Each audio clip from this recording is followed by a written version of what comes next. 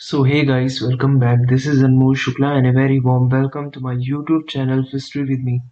आज के इस लेक्चर में एक बहुत इंपॉर्टेंट टॉपिक नेशनल इनकम हम पढ़ने जा रहे हैं, जिसमें हम ग्रॉस डोमेस्टिक प्रोडक्ट और बहुत सारी ऐसी इनकम्स पढ़ेंगे एज अ होल इकोनॉमी को और इकोनॉमी की परफॉर्मेंस को जो मेजर करने में हेल्पफुल है. सो डिटेल में पढ़ेंगे इस लेक्चर को, बट आगे बढ़ने से पहले if you're new to the channel, subscribe and hit the bell icon to get the daily updates and notifications. Also, if you haven't joined my Telegram group yet, please join it. Link is in the description box. National income concept समझते हैं. सबसे पहले national income का क्या concept है ये समझते हैं.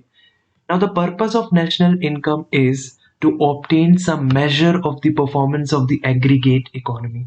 कंपनियां, कोई फर्म, कोई ऑर्गेनाइजेशन अपनी इकोनॉमी के लिए काम करती है, अपनी अकाउंटेंसी के लिए काम करती है, बट अगर पूरी कंपनी की अकाउंटिंग की, पूरी कंट्री की अकाउंटिंग की जाए एज अ होल, देखा जाए कि कंट्री की इकोनॉमी कैसी है, कैसी चीजें चल रही हैं, क्या परफॉर्मेंस है एज अ होल पूरी कंट्री की, तो उसके लिए नेशनल इनकम जैसा टर्म जो है वो यूज करना पड़ता है.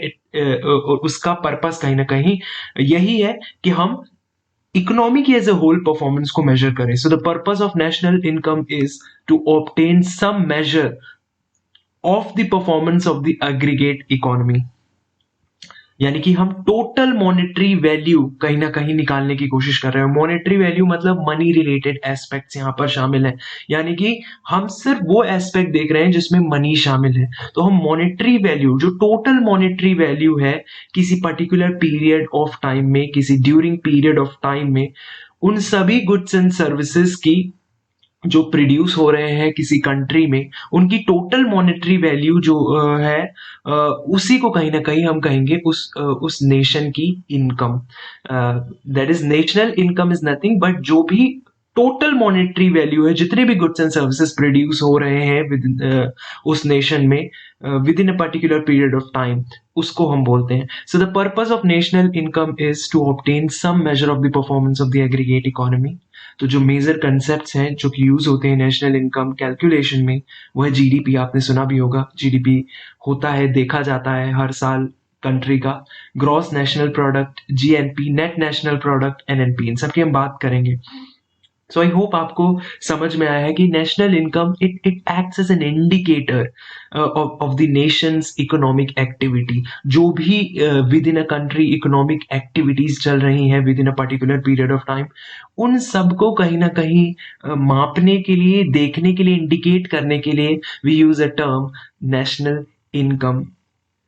सो कई तरीके के मेथड्स भी होते हैं नेशनल इनकम को कैलकुलेट करने की. Will understand those methods also, but right now just understand कि within a particular period of time किसी कंट्री में जो total goods and services produce की जा रही हैं, उनकी जो भी मार्केट, उनकी जो भी मॉनेटरी वैल्यू है, we can say that's what national income is. Let's talk about gross domestic product first, which is in short, which is also known as GDP. Now, what exactly is this GDP?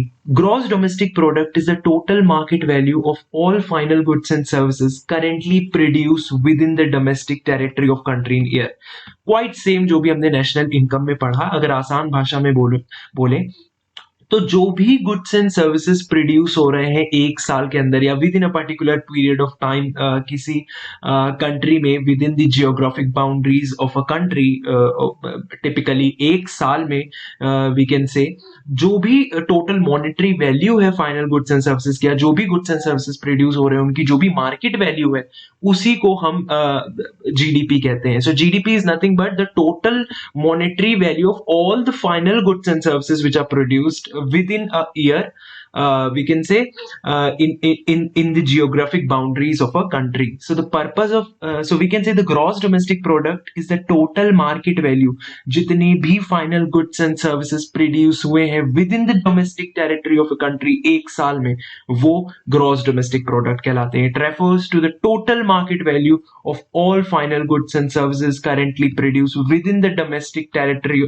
of a country in a year. अगर हम बात करें India की, तो एक साल में जितने गुड्स और सर्विसेज प्रोड्यूस हुए हैं बाय फर्म्स, उनकी जो भी मॉनेटरी वैल्यू है, that's going to be its gross domestic product. So it's the total market value of all the goods and services produced within the domestic territory of a country in a year. तो इसमें final goods and services जो है वो शामिल होते हैं, ताकि double entry ना हो जाए, दो बार एंट्री ना हो जाए। It includes the value of goods and services produced within the domestic territory of a country by nationals and non nationals. तो इसमें क्या शामिल है? गुड्स एंड सर्विसेज की वैल्यू शामिल है which are produced within the domestic territory of a country by the nationals and it can be non national. So nationals और non nationals के द्वारा जो भी value of goods and services produce हो रही है with in the domestic territory of country, वो सब कुछ ग्रॉस डोमेस्टिक प्रोडक्ट में शामिल होता है। Let's talk about gross national product now. So अगर जीडीपी के बारे में थोड़ी सी और अगर हम बात करें तो जीडीपी बिजनेसेस यूज करते हैं, इकोनॉमिस्ट यूज करते हैं कंट्री की, अगर हमें परफॉर्मेंस देखनी है, फाइनेंशियल परफॉर्मेंस देखनी है या इकोनॉमिक परफॉर्मेंस देखनी है एज अ होल, तो उसके लिए जीडीपी का यूज किया जाता है। जीडीपी अगर ज्यादा होगी so that also helps investors कि वो बेटर इन्वेस्टमेंट डिसीजंस ले पाए, क्योंकि जीडीपी अच्छी है यानी कि अच्छी ग्रोथ है फर्म्स की कहीं ना कहीं, ये भी देखने को मिलता है इससे। अच्छा, अगर हम बात करें जीडीपी का, ये कंसेप्ट किसने डेवलप किया? एक अमेरिकन इकोनॉमिस्ट थे साइमन कुजनेट्स, 1934 में ये कॉन्सेप्ट आया था जीडीपी का। So I hope you got an idea कि जो टोटल मॉनेटरी वैल्यू होती है फाइनल गुड्स एंड सर्विसेज की, which final goods and services which are produced within the geographic boundaries of a country during a given period, वो ही आपकी gross domestic product होती है। Now let's talk about gross national product. जल्दी से read करते हैं बस इन चीजों को। अब ग्रॉस नेशनल प्रोडक्ट कैसे निकालते हैं? जीडीपी अब हम समझ गए, तो वही ग्रॉस डोमेस्टिक प्रोडक्ट में यानी कि टोटल गुड्स एंड सर्विसेज की, total final goods and services की वैल्यू जो कि प्रोड्यूस हो रहे हैं within the year in a geographic location, or we can say within the geographic boundary of a particular country, जो भी प्रोड्यूस हो रहे हैं, जीडीपी जो भी है, उसमें जब हम नेट इनकम फ्रॉम अब्रॉड उसको ऐड कर देते हैं, सो हमें मिल जाती है ग्रॉस नेशनल प्रोडक्ट। अब ये नेट फैक्टर इनकम या नेट इनकम फ्रॉम अब्रॉड कैसे निकालते हैं? Income received by Indians abroad, जो भी इनकम इंडियंस के द्वारा रिसीव हो रही है इन अब्रॉड, उसमें से जब हम सब्ट्रैक्ट करते हैं income paid to foreign nationals which are working in India, तो आ जाती है net income from abroad. GDP में नेट इनकम फ्रॉम अब्रॉड को ऐड कर देने से ग्रॉस नेशनल प्रोडक्ट मिलती है, याद रखना है आपको। Next is net national product. Net national product at market price is the market value of all final goods and services after providing for depreciation. Net national product बस इतना याद रखो, ग्रॉस नेशनल प्रोडक्ट जो कि हमने निकाला था GDP में नेट इनकम फ्रॉम अब्रॉड को ऐड करके। नेट नेशनल प्रोडक्ट कैसे निकालेंगे? जो भी ग्रॉस नेशनल प्रोडक्ट निकली है उसमें से डेप्रिसिएशन कॉस्ट को जब हम सब्ट्रैक्ट कर देते हैं, यानी कि जितने भी goods and services with in a year in a specific location, that is with in a boundary of a specific location और अ स्पेसिफिक कंट्री, जो भी goods and services in year produce हुए हैं, उसमें से उन सभी प्रोडक्ट में से हमें डेप्रिसिएशन की कॉस्ट को माइनस करना होगा। डेप्रिसिएशन का मतलब होता है कि समय के साथ वेयर एंड टियर हो जाता है प्रोडक्ट में, तो हम पहले से ही अकाउंटिंग में डेप्रिसिएशन चार्ज करते हैं, उसके कुछ मेथड्स भी होते हैं। सो उस डेप्रिसिएशन को जो हमने मान के एज्यूम की है, और उसके कई मेथड्स भी होते हैं, बट उस डेप्रिसिएशन कॉस्ट को इतना हम डिटेल में नहीं जाएंगे। अकाउंटिंग में आप जा सकते हो, accounting and financial analysis playlist में डेप्रिसिएशन के बारे में मैंने समझाया है, आपको दिख जाएगा थंबनेल में। तो फिलहाल नेट नेशनल प्रोडक्ट कैसे निकालेंगे हम? ग्रॉस नेशनल प्रोडक्ट में डेप्रिसिएशन कॉस्ट को माइनस करके for all the goods and services which are produced during that year for that particular country. Note point कि नेशनल इनकम जो है कहीं ना कहीं याद रखो, it is the sum of wages, rent, interest and profits paid to factors for their contribution. अब ये wages, rent, interest, profit somehow ये रिलेटेड होने चाहिए to the production of goods and services in a year. Let's talk about personal income now. Personal income क्या होती है? It is the sum of all incomes earned by all individual या households during a given year. किसी given year में जितनी भी income earn हो रही है इंडिविजुअल्स के द्वारा या हाउस के द्वारा, जो घरेलू लोग हैं उनके द्वारा इन अ ईयर, तो उनका सबका sum, that's gonna be personal income. तो the sum of all incomes earned by individuals या house during a given year, that is what personal income is. So it is obtained by subtracting certain incomes which are received. तो personal income कैसे obtain की जाती है?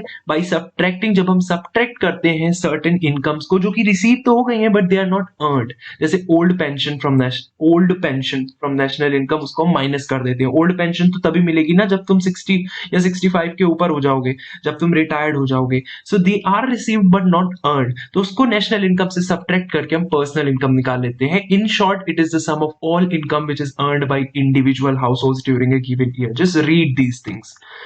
Disposable income क्या हो गई? It is calculated by deducting the personal taxes like income tax, personal property tax from the personal income. अब जो भी आपकी पर्सनल इनकम थी उसमें से जब आप पर्सनल टैक्सेस जैसे इनकम टैक्स जो भी आपको पे करना पड़ता है अगर आप with in that particular slab में हो, या पर्सनल प्रॉपर्टी टैक्स हो गया पीपीटी। सो पर्सनल टैक्सेस जैसे income tax, personal property tax, इनको जब आप अपनी पर्सनल इनकम से डिडक्ट करते हो तो डिस्पोजेबल इनकम आपकी निकलती है। So it is calculated by deducting the personal taxes like income tax, personal property tax. When you deduct it from your personal income, when you are going to subtract it from your personal income, you will get your disposable income. तो अब हम समझते हैं कि क्या क्या approaches हो सकते हैं इनकम को, नेशनल इनकम को कैलकुलेट करने के। तो सबसे पहला अप्रोच है इनकम अप्रोच। यहां पर कहीं ना कहीं हम पूरे नेशन की जो भी है, जैसे कॉर्पोरेट बॉडीज हो गई, पब्लिक कॉर्पोरेट बॉडीज हो गई, जितनी भी फर्म्स हो गई, चाहे वो प्राइवेट फर्म्स हो, कंपनीज हो गई, जो भी, उनकी इनकम एज ए होल, उनके प्रॉफिट्स, साथ ही हम इंडिविजुअल्स की इनकम, जो सेल्फ एम्प्लॉयमेंट में लोग हैं उनकी इनकम, सबको कंबाइन करते हैं, सबको ऐड करते हैं और इनकम को लेते हुए हम देश की इनकम जो है कैलकुलेट करते हैं। आई hope you got an idea. So the income approach is just that we take income of individuals from employment and business, the profits of the firms and public sector earnings, these all are taken into consideration. तो यहाँ पर हम income of individuals को consider करते हैं, from employment, from business, जो भी companies profit कमा रही हैं, रेवेन्यू कमा रही हैं, पब्लिक सेक्टर अर्निंग्स जो प्रॉफिट्स कमा रही हैं, इन सबको हम क्या करते हैं, कंसिडरेशन में लेते हैं। ओवरऑल हमारा फोकस यहाँ पर होता है इनकम अप्रोच में इनकम पर। सो द नेशनल इनकम, तो यहां पर यही कहा गया कि नेशनल इनकम क्या है according to the income approach. National income को कैसे कैलकुलेट करेंगे? इन सारी इनकम लेके, किसकी किसकी इनकम लेके, income of individuals plus self employment plus profit of firms and public corporate bodies plus rent plus interest. लेकिन इंटरेस्ट में ट्रांसफर पेमेंट, स्कॉलरशिप और पेंशन शामिल नहीं है। This includes the sum of the income earned by individuals from various input factors जैसे rent of land, wages and salaries of employees, interest on capital, profits of entrepreneurs and income of self employed people also. Everything is included here income wise अगर हम देखें। और इसी तरीके से हम national income को यहाँ पर कैलकुलेट कर लेते हैं इनकम की मदद से। So this method indicates the income distribution among various income groups of people. The next method is expenditure approach. In this approach, national income is calculated by using the expenditure. यहां पर national income को calculate किया जाता है खर्चों को देख के। किनके खर्चों को देखेंगे? उस देश में रह रहे individuals, private government and foreign sectors. अब इंडिविजुअल्स में सेल्फ एम्प्लॉयड भी होंगे definitely, private government and foreign sectors, that is the sum of all the expenditure made on goods and services during a year. तो basically कहने का ये मतलब है कि within a year goods and services में जितना एक्सपेंडिचर करा जा रहा है उन सबका सम एक्सपेंडिचर अप्रोच में ध्यान में रखा जाता है और उसी की मदद से इनकम जो है कैलकुलेट की जाती है। तो जैसे इनकम अप्रोच में इनकम की मदद से हम नेशनल इनकम कैलकुलेट कर रहे थे, यहां पर हम खर्चों यानी कि एक्सपेंडिचर की मदद से, एक्सपेंसेस की मदद से कैलकुलेट करेंगे national income. The third is the output approach. In this approach we measure the value of output produced by firms and other organization in a particular period. इस अप्रोच में हम जो भी फर्म्स और अदर ऑर्गेनाइजेशंस हैं within a country, किसी country में within a particular time वो जितनी आउटपुट प्रोड्यूस कर रही हैं वो यहां पर हम कंसीडर करते हैं आउटपुट अप्रोच में, और उसकी मदद से हम नेशनल इनकम को कैलकुलेट करने की कोशिश करते हैं। In this approach we measure the value of output produce by firms and other organization in a particular time period. That is, हम करते क्या है कि बेसिकली हम नेशनल इनकम को कैलकुलेट करते हैं जो भी एग्रीकल्चर से इनकम आई है उसको प्लस कर देंगे, फिशरी की इनकम से, प्लस फॉरेस्ट्री की इनकम से, प्लस कंस्ट्रक्शन की इनकम से, प्लस जो भी इनकम आई है ट्रांसपोर्टेशन की उससे, प्लस मैन्युफैक्चरिंग की इनकम जिसमें कंपनीज आ गई जो प्रोडक्शन में इन्वॉल्व है, प्लस टूरिज्म की इनकम, प्लस वाटर सेक्टर की इनकम, प्लस एनर्जी सेक्टर की income, plus dot dot dot और बहुत सारे सेक्टर शामिल होंगे। तो इस मेथड में पर्टिकुलरली हमने क्या किया, जितनी भी ऑर्गेनाइजेशन है कंट्री में, फर्म्स है, जो भी गवर्नमेंट बॉडीज हैं, जैसी भी है, उनकी इनकम क्या है, उनका आउटपुट क्या है, तो ऑर्गेनाइजेशन वाइड सबके आउटपुट को हम प्लस करते जाएंगे, हर सेक्टर से जो भी इनकम आई है उसको प्लस करते जाएंगे, और that way we can calculate the national income here in output approach. तो इनकम अप्रोच में इनकम की मदद से वहां पर उस पर्टिकुलर कंट्री के within a particular period of time जो भी सेल्फ एम्प्लॉयड लोग हैं, जो भी एम्प्लॉयमेंट कर रहे लोग हैं, एम्प्लॉयज हैं, जो भी कंपनीज है प्राइवेट सेक्टर या पब्लिक सेक्टर, उनसे जो भी इनकम आई उसकी मदद से हमने नेशनल इनकम कैलकुलेट की। इंटरेस्ट भी उसमें शामिल थे। एक्सपेंडिचर अप्रोच में हमने खर्चों की बात की, जो भी एक्सपेंसेस थे इंडिविजुअल, प्राइवेट, गवर्नमेंट और फॉरेन सेक्टर्स से। और आउटपुट अप्रोच में हमने क्या देखा कि हम जो भी फर्म्स आउटपुट प्रोड्यूस कर रही हैं, ऑर्गेनाइजेशंस जो भी आउटपुट प्रोड्यूस कर रही हैं इन पर्टिकुलर पीरियड ऑफ टाइम, उनको ध्यान में रखकर हम नेशनल इनकम कैलकुलेट कर सकते हैं। That's how you can calculate the national income by using different approaches as an economist. What are the problems in measuring national income in India? कई सारी प्रॉब्लम्स हो सकती हैं while measuring the national income in India. One of the first is non-monetized sector, क्योंकि बहुत सारे ऐसे sectors हैं where the wages and salaries they are provided in kind, that is not in monetary measures. money में उसको measure ही नहीं किया जाता.